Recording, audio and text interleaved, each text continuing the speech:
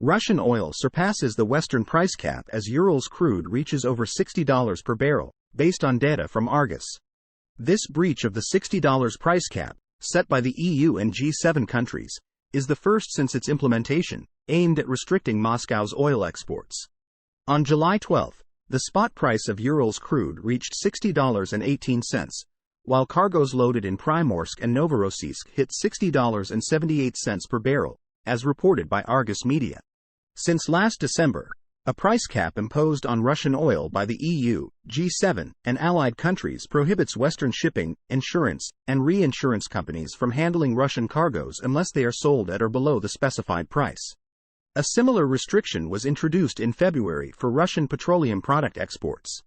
In response to these restrictions, Russia has banned the sale of oil and refined products to buyers complying with the price cap. Bloomberg noted that the recent data signifies a certain victory for Moscow, as it has developed a sizable fleet of ships to transport its crude to buyers who require fewer services from G7 countries' companies.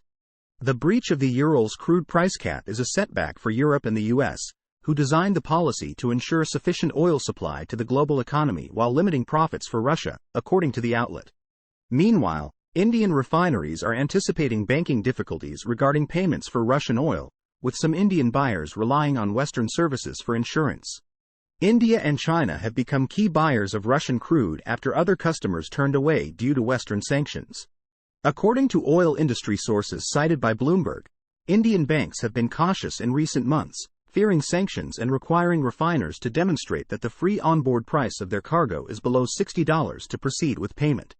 Vandana Hari, founder of Vanda Insights, commented on the situation.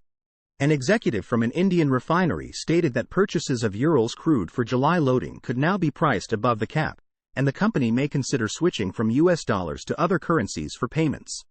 Victor Katona, the lead crude analyst at Kepler, shared a similar perspective, stating that if some Indian buyers become wary of transactional risks, the most likely change would be a switch in currency.